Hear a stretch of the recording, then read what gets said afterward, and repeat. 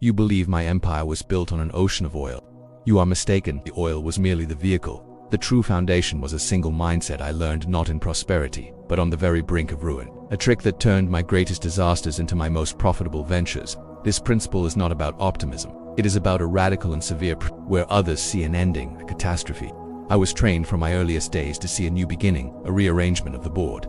Most men are slaves to their immediate emotional reactions to chaos. They panic, they despair, they flee, but the true strategist remains still, observing the new landscape that the crisis has carved out, looking for the tactical advantages that have just been exposed.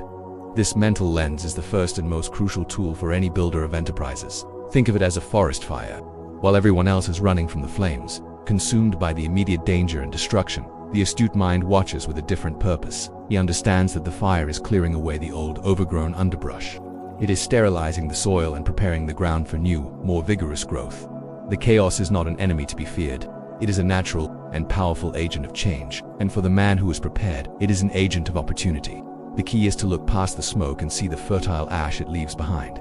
This perspective fundamentally changes the nature of a problem. A sudden economic downturn is not a disaster. It is a discount on the assets and labor you will need to expand. An aggressive new competitor is not a threat to be crushed. They are a free source of market research, exposing the weaknesses in your own operations and the unmet needs of your customers. Every obstacle, when viewed through this lens, becomes a source of information, a signpost pointing toward a new path that was previously invisible. Fear, you must understand, is the great assassin of ambition. It is a fog that clouds judgment and paralyzes action. It makes men cling to what is, even when what is sinking beneath their feet. My entire method was built on the calm, deliberate analysis of a situation, especially when that situation was dire. While others were consumed by their fear of loss, I was busy calculating the potential for gain. It is in the eye of the hurricane, not in the safety of the harbor, that the greatest fortunes are found. This was not a principle I applied only to grand business dealings.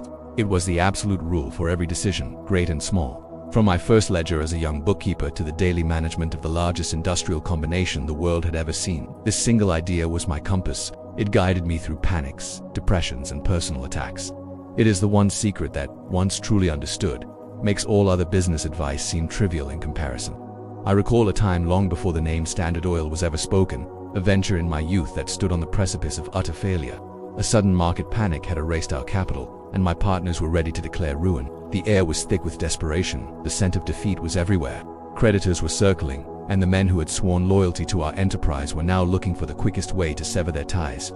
This was my first true test, a moment that would define the entire course of my life. All around me, the dominant emotion was fear.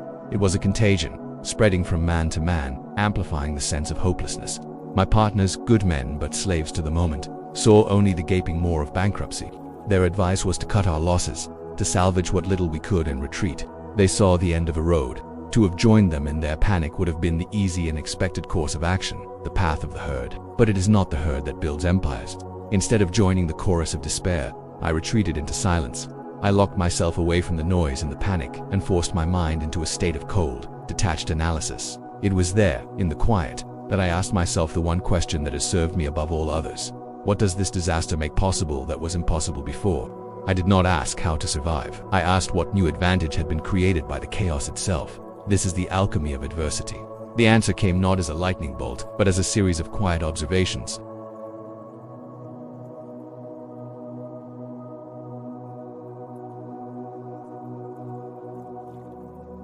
The crisis had not just created problems, it had created a buyer's market for the brave. While my partners were liquidating assets, I was using our remaining credit to make strategic purchases. I acquired materials and contracts at prices that would have been unthinkable just weeks prior. We turned what should have been a complete loss into a modest but crucial gain. The profit itself was secondary. The true prize was the lesson I had learned, that within every catastrophe lies the seed of an equal or greater opportunity, waiting for a mind calm enough to see it and a hand steady enough to grasp it. This experience cemented in my mind the fundamental truth that adversity does not just test a man. It is a tool that can be wielded. It strips away the non-essential, it exposes the weaknesses in any system, and it rewards those who do not flinch. Every subsequent crisis I faced was met not with fear, but with a strange sense of anticipation. For I knew that within the turmoil, a new ladder was being constructed for me to climb. The true battlefield, you see, is not in the marketplace, the factory, or the boardroom. It is in the 6 inches of space between your ears. Before you can command an industry, you must first command yourself. The greatest obstacle to turning adversity into advantage is your own internal emotional reaction. Mastering this internal chaos is the prerequisite for mastering the external world. My method was one of strict mental compartmentalization. When a crisis struck, I would acknowledge the feeling, the fear, the anger, the frustration, and then I would mentally place it in a box and set it aside. It was not ignored, but it was not allowed to sit at the table where decisions were being made. At that table, there was room only for cold, dispassionate logic. Emotion is a poor strategist. It is a luxury one cannot afford when the stakes are high. Only after a plan was formulated and action was taken would I permit myself to revisit the emotion. In meetings where disaster was being discussed, I cultivated the habit of silence. While others shouted, debated, and allowed their anxieties to fill the room, I would sit and listen. The man who speaks first reveals his position and his weaknesses. The man who listens gathers information from everyone else. Silence is a position of immense power. It allows you to observe the entire board, to see the panic in your opponent's eyes, and to formulate your strategy uncontaminated by the prevailing hysteria. I held a firm belief that my wealth was not my own, but a trust given to me by God, to be managed with the utmost seriousness and diligence. This perspective provided a powerful anchor in any storm. To give in to panic or despair would be a dereliction of this sacred duty. This was not a matter of ego or personal fortune. It was a matter of stewardship. This belief made me steady when others were shaken, because the endeavor was always larger than myself. You could see the difference in how my rivals operated. They ran their businesses on ego, on instinct, on pride. They would engage in price wars out of personal animosity, make rash decisions to prove a point, and expand recklessly in times of boom. They were playing a reactive game, responding to every move on the board with an immediate countermove. They failed to see that I was not playing against them. I was playing the board itself, and the board included the cycles of boom and bust. Therefore, the first and most critical victory must be over your own impulses. You must forge an inner citadel of calm from which you can observe the world's turmoil without being swept up in it. Serenity is not a passive state. It is your most potent strategic weapon. Before you can hope to turn external chaos into opportunity, you must first silence the chaos within. Without this internal mastery, all other strategies are useless. The history of the Standard Oil Company is the most direct application of this principle. The early oil industry was a wild and unpredictable frontier, characterized by violent swings between boom and bust. Prospectors would discover a new oil field, and a frenzy of drilling would ensue. The price of crude would skyrocket, and fortunes would be made overnight. Inevitably, this overproduction would lead to a glut, and the price would crash just as spectacularly. During these crashes, which we called busts, a wave of panic would sweep through the industry. The small, inefficient, and over-leveraged refiners who had sprung up during the boom would face immediate ruin. They could not turn a profit when the price of oil was low. Their credit would dry up, and their creditors would call in their loans. Desperation was the prevailing mood. They saw only the end of their dreams. This was the moment for which I had prepared. I did not cause the panics, nor did I celebrate them. I viewed them as a natural, albeit painful, process of correction in a chaotic market.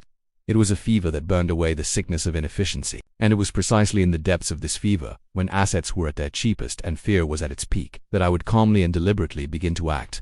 This was the time for consolidation. With the capital we had carefully preserved during the boom times, I would approach these struggling refiners. My offer was straightforward and, I believed, fair. I would offer to buy their operations for cash, or, more often, for shares in Standard Oil. This gave them an honorable exit. They could either take the money and retire or join us and share in the future profits of a more stable, more efficient enterprise. Many chose to join us. This was not a predatory act. It was a logical one.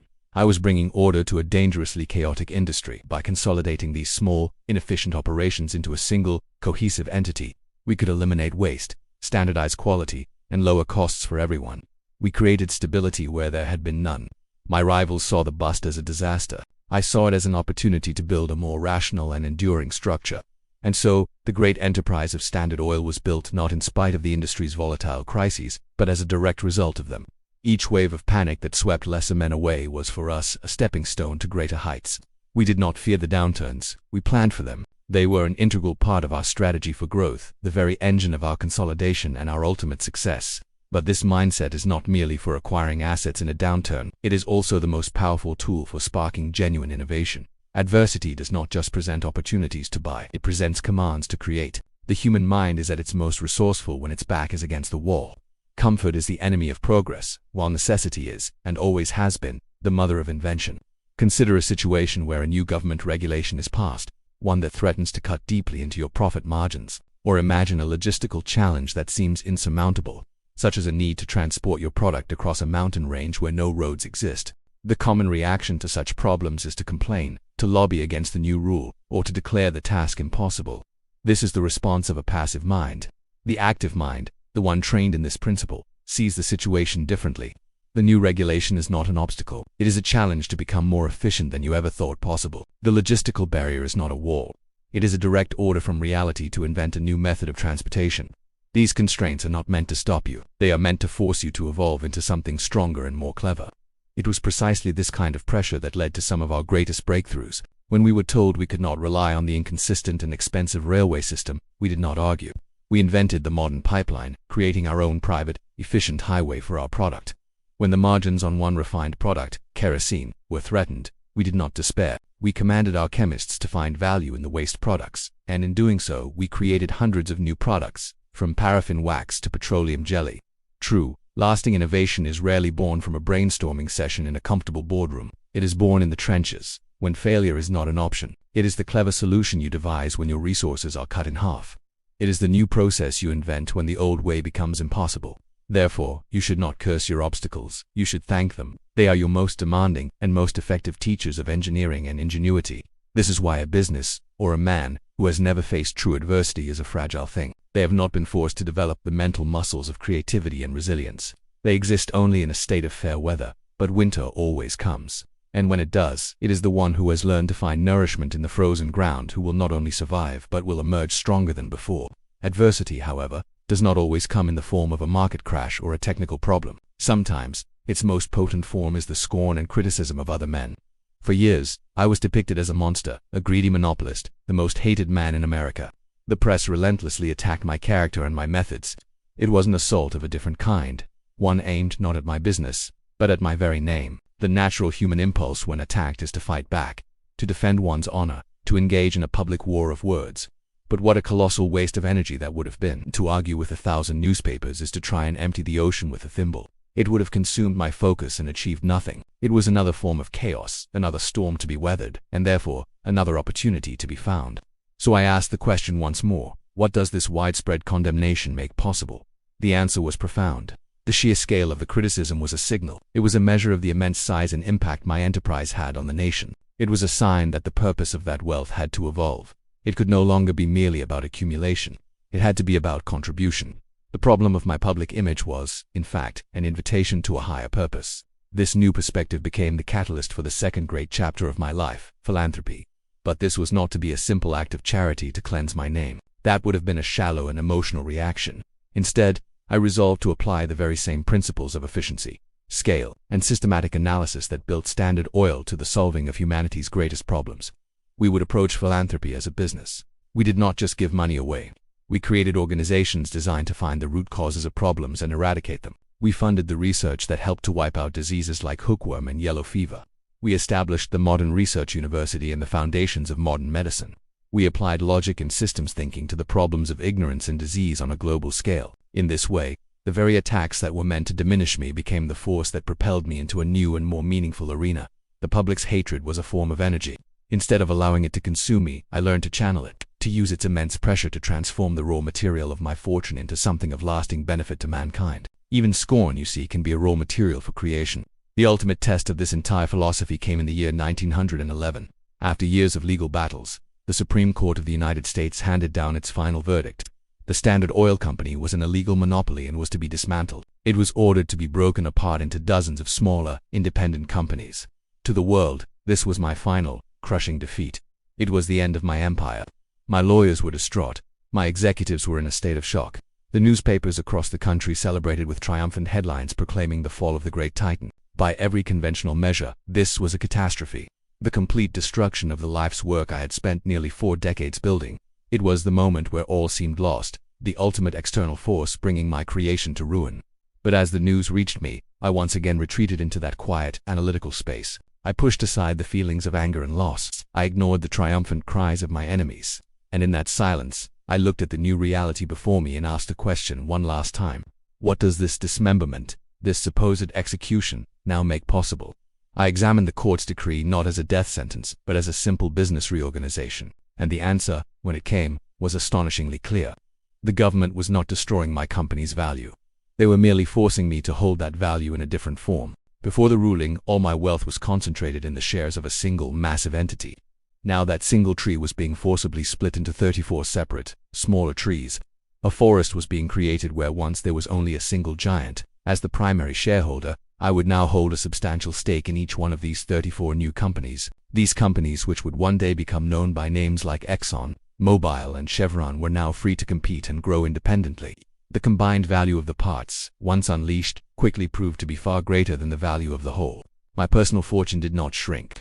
It doubled, and then it tripled. What was intended by my adversaries to be my greatest defeat became, in purely financial terms, my single greatest victory. It was the final, irrefutable proof of the principle that had guided my entire life. No external force, not even the full power of the United States government, can truly defeat a man who refuses to see adversity as anything other than an opportunity in disguise. He simply uses the energy of the blow to propel himself further. You are not building oil empires. You are building lives, careers, families, and businesses in a world that is just as volatile and unpredictable as the oil fields of Pennsylvania. The principles, however, remain unchanged. For while technology evolves, human nature and the nature of challenge do not. You will face your own market crashes, your own competitors, your own failures. You will be laid off from a job you thought was secure. A project you poured your heart into will fail spectacularly. You will face criticism that feels unjust and personal. In these moments, your instincts will scream at you to panic, to retreat, to despair, to blame. You must learn to resist these initial impulses as you would resist a poison. They are the enemies of progress. Instead, I implore you to practice the discipline of the strategic pause. When adversity strikes, do not react immediately. Step back, breathe, force a space between the event and your response. And in that quiet space, ask the question, what does this new reality make possible? Do not ask it with hope or with fear. Ask it with the cold, clear-eyed curiosity of a scientist examining a new specimen. A sudden layoff is not just a loss of income. It is the sudden gift of time and freedom to finally start the business you have always dreamed of. A failed project is not a waste. It is a tuition payment for an invaluable education on what does not work, data that will inform your next, more successful attempt. A difficult client is not a nuisance. They are a free consultant, showing you exactly where the weaknesses in your product or service lie. This is not a natural way of thinking. It is a skill. It is a mental muscle that must be consciously developed and strengthened through daily practice. Start with the small annoyances of your day: a traffic jam, a cancelled meeting, a critical email. In each instance, practice pausing and searching for the hidden advantage. By training on these small setbacks, you will forge the mental fortitude to face the great tempests of your life, not with fear, but with a calm and calculating readiness. Understand this one thing, and your life will change. The world is not conspiring against you. It is merely presenting you with a series of problems. Your entire destiny is determined by your ability to see these problems not as roadblocks, but as raw materials. Your capacity to transform trouble into triumph is the only measure that will define the scale of your success. This is the one mindset that truly matters. So, the secret to my empire is not buried deep in the earth. It resides within the architecture of the human mind, accessible to every one of you. It is not about having resources. It is about being resourceful. Now, consider the single greatest obstacle you face in your life at this moment. Do not see it as a wall. See it as a question. In the comments below, do not write about your problem. Write what opportunity it, and only it, is making possible for you.